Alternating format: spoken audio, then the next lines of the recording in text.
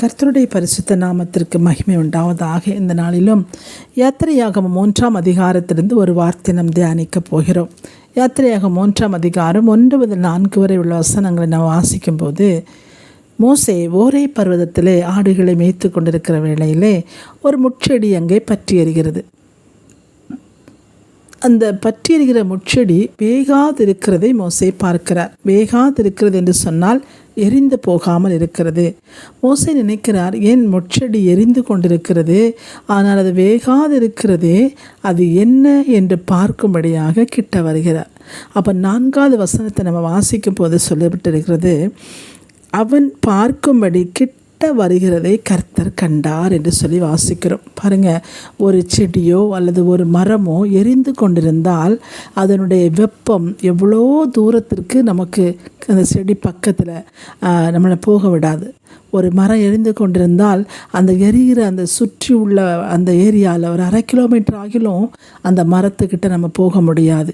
இரண்டாவதாக, காற்று வீசும்போது அந்த எரிந்து கொண்டிருக்கிற மரத்தினுடைய அந்த துகள்கள், அந்த இலைகள், தண்டுகள், கம்புகள் மற்ற எல்லாமே எரியும் போது பார்த்திங்கன்னா காற்றில் அது அடித்து கொண்டு போகும். காற்று வீசப்படும் போது அந்த எரிகிற அந்த இலை காரியங்கள் எல்லாமே அது பறந்து போய் எல்லா பக்கத்தில் இருக்கிற மற்ற மரங்கள் எல்லாம் பற்றி கொள்ளும். அப்படிப்பட்ட ஒரு சூழ்நிலை தான் நம்ம எரிந்து போகிற மரத்தை பார்க்கிறோம்.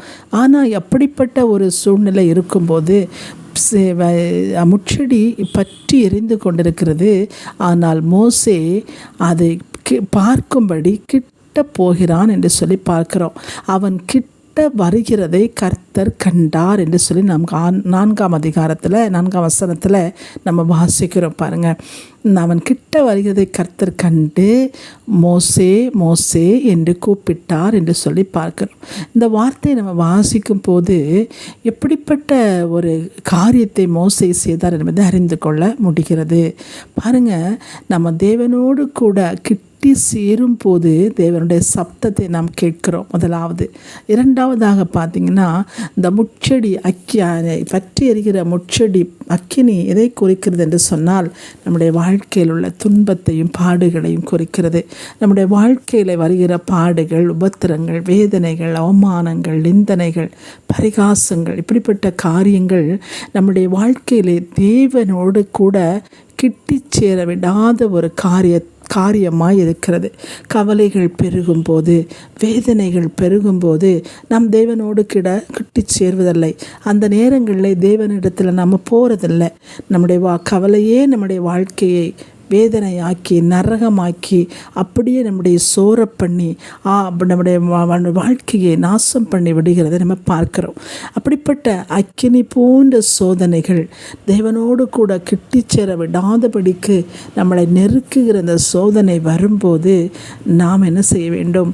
அவைகளை உதறி தள்ளி அது போகக்கூடிய கர்த்தரோடு இன்னும் அதிகமாய் நெருங்குகிற ஒரு அனுபவத்தை நாம் பற்றி கொள்ள வேண்டும்.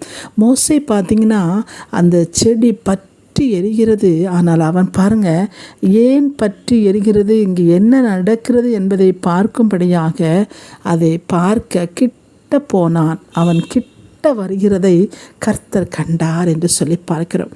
அப்போது வாழ்க்கையில் நம் வேதனைகளும் பிரச்சனைகளும் பெருக பெருக பெருக பெருக நாம் தேவனோடு கிட்டி சேர வேண்டும்.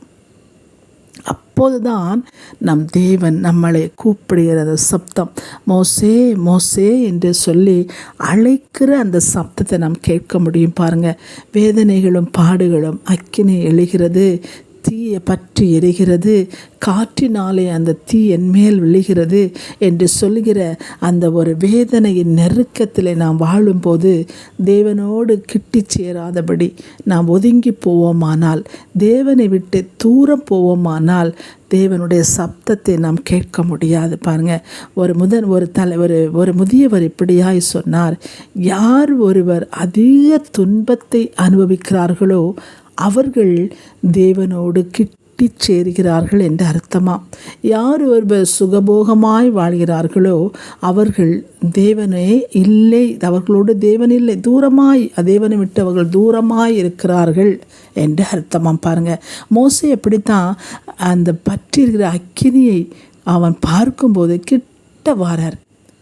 அந்த அக்கினி சுடும் என்று சொல்லியோ, அந்த அக்கினினாலே நாம் வேதனை அடைந்து விடுவோம் என்று சொல்லியோ, அந்த அக்கினி நம்முடைய வாழ்க்கையில் எதையென்றாலும் செய்துவிடும் என்று சொல்லியோ, அந்த அக்கினிக்கு பயப்படாதபடி, அந்த அக்கினி தீ எரியும் போது அங்கே வீசுகிற அந்த காற்றினாலே பார்த்தீங்கன்னா, அந்த வனாந்தரங்களெல்லாம் காற்று பயங்கரமாக இருக்கும் இல்லையா, அந்த காற்றினாலே அதனுடைய தீப்பொறிகள் அவர் மேல் விடுவதை பற்றி கவலைப்படாமல், அதெல்லாம் நினைக்கவே இல்லை பாருங்கள்.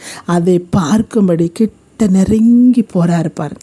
இது நம்முடைய வாழ்க்கையில் தேவன் இதே சொல்லுகிறார் என்று சொன்னால், அக்கினி போன்ற காரியங்கள், அக்கினி போன்ற வாழ்க்கையின் வேதனைகள், நம்முடைய வாழ்க்கையில் எத்தனையோ காரியங்களை நாம் பார்க்கிறோம். துன்பத்தின் மத்தியிலே உழண்டு கொண்டிருக்கிறோம். எப்படி எழும்போது என்று தெரியாதபடி நம் வாழ்க்கை வாழ்ந்து கொண்டிருக்கிறோம். நம்முடைய சந்ததியுடைய வாழ்க்கையின் முடிவு என்ன, அவருடைய ஆசீர்வாதம் தடைகளுக்கு காரணம் என்ன, நம்முடைய பலவீனங்களுக்கு காரணம் என்ன என்று சொல்லி தெரியாதபடி நாம் வாழ்ந்து கொண்டிருக்கிற போது நாம் சோர்ந்து போகிறோம். ஆனால் சத்தியம் என்ன சொல்கிறது? எப்படிப்பட்ட அக்கினியாக இருந்தாலும் நாம் தேவனோடு கிட்டி சேர வேண்டும். அந்த அக்கினியை நினைத்து ஒதுங்கி விடாதபடி, அது அக்கினி நம்மளை பட்சித்து விடும், நம்மளை வேதனைப்படுத்தி விடும் என்று சொல்லி நாம் சோர்ந்து போகாதபடி, எப்படிப்பட்ட பலவீனங்களாக இருந்தாலும் என் மீட்பர் ஒருவர் இருக்கிறார், என் இரட்சகர் ஒருவர் இருக்கிறார், அவருடைய தழும்புகளினால் என் சுகமாக இருக்கிற என்று சொல்கிற அந்த வார்த்தைகள் வசனத்தின் மூலமாய் இன்னும் நாம் தேவனை கிட்டி சேரிகளாய் காணப்படும் போது பார்த்திங்கன்னா, அவர் நம்மை கூப்பிடுகிற அந்த சப்தத்தை கேட்க முடிகிறது. அது மாத்திரமல்ல, அந்த யாத்திரையாகும் 4ஆம் அதிகாரம் 19ஆவது வசனத்தை நீங்கள் வாசித்து பார்த்தீங்கன்னா, மோசையை கூப்பிட்டு தேவன் எகிப்துக்கு அனுப்புகிறார். அங்கே போகும்போது பார்த்திங்கன்னா, அவர் சொல்கிறார் மோசே இடத்துல, கர்த்தர் மேதியானில் மோசையை நோக்கி, நீ எகிப்துக்கு திரும்பி போ, உன் பிராணனை வாங்க தேடின மனிதர் எல்லோரும் இறந்து போனார்கள் என்றார். பாருங்கள், மோசையை அழைத்து எகிப்துக்கு அனுப்புகிறாரு. அந்த மோசே வாழ்ந்த அந்த எகிப்திலே மோசையோடு இருந்த அந்த பார்வோன், அவனுடைய கூட்டத்தார், அங்குள்ள பெரிய தலைவர்கள், அதாவது பார்வோனு கூட இருந்தவங்க, பார்வோன் எகிப்தில் இருக்கும்போது இருந்த எல்லாருக்கும் மோசையை தெரியும். அதனால் அவங்க அந்த யார் ஒருவர் இருந்தாலும் மோசை அடையாளம் கண்டு கொள்வார்கள். அதனால் ஆண்டவர் சொல்கிறார் பாருங்கள், ஒருத்தன் கூட அங்கே இல்லை எகிப்தில், எல்லாரும் இறந்து போயிட்டான், ஒருத்தன் உயிரோடு இல்லை. அதனால் நீ எகிப்துக்கு போ என்று சொல்கிறார் பாருங்கள். தேவனோடு கிட்டி சேர சேர சேர சேர நம்முடைய ஆயுசு நாட்கள் நீடிப்பது மாத்திரமல்ல, நமக்கு எதிரடையாக இருக்கவருடைய அந்த எதிரடையான சத்துருக்களுடைய காரியங்களை நம் கண்கள் காணாதபடிக்கு கர்த்தர் நீக்கி போடுவார். அப்படிப்பட்ட சத்துருக்கள் இந்த பூமியை விட்டு அழிந்து போவார்கள். ஆனால் மோசே உயிரோடு இருந்தார். மோசையோடு இருந்தவர்கள் எல்லாம் அவர் சொல்கிறார் பாருங்க, எல்லோரும் இறந்து போனார்கள், ஒருத்தம் கூட இல்லை. ஆனால் மோசைக்கு ஜீவன் இருந்தது. மோசையோடு கர்த்தர் இருந்தார். மோசையோடு கர்த்தர் இருந்து சகல காரியங்களை நடத்தினார். காரணம் என்ன? அக்கினி ஜுவாலை இருந்து கொண்டிருந்தாலும் தேவனோடு கிட்டி சேருகிற அந்த அனுபவத்தினாலே மோசே அநேக அற்புதங்களை அவருடைய வாழ்க்கையிலே செய்தார். அவரோடு இருந்தவர்களெல்லாம் மரித்து போனாங்க பாருங்கள். நம்முடைய வாழ்க்கையில் அப்படியாய் அநேக துன்பங்கள் நமக்கு இருக்கத்தான் செய்கிறது. ஆனால் தேவனோடு நாம் அந்த நாட்களிலே, அந்த நேரத்திலே, அந்த உபத்திரத்தின் காலங்களிலே இன்னும் அவரோடு கிட்டி நெருங்கி நெருங்கி நெருங்கி சேர சேர சேர தேவனுடைய சப்தத்தை நாம் கேட்க முடியாது. மாத்திரமல்ல, நம் சத்துருக்களை நம்மளை விட்டு விலக்கி இந்த பூமியிலே இராதபடிக்கு அறுப்புண்டி போக செய்து நம்முடைய வாழ்க்கையில் நம்மை ஜெயம் எடுக்கிற தேவனுடைய வல்லமை நம்மளோடு இருக்கிறது என்று சொல்லி இந்த வார்த்தை நமக்கு அழகாக எடுத்து அதாவது தெய்வ பிள்ளைகளாக நாம் துன்பத்தை கண்டோம். இந்த நாட்களில் அநேக வேதனைகள் மத்தியில் தெய்வ பிள்ளைகள் ஓடிக்கொண்டிருக்கிறோம். ஆனாலும் நாம் அதை பொருட்படுத்தாதபடி, எப்படி மோசே அக்கினிக்குள்ளாய் கடந்து போக முயற்சித்தாரோ, அக்கினி இருந்தாலும் அது என்ன என்று சொல்லி அந்த அக்கினியை பொருட்படுத்தாதபடி கடந்து போனது போன்ற நாளில் போவோமானால் தெய்வ சப்தத்தை நாம் கேட்போம்.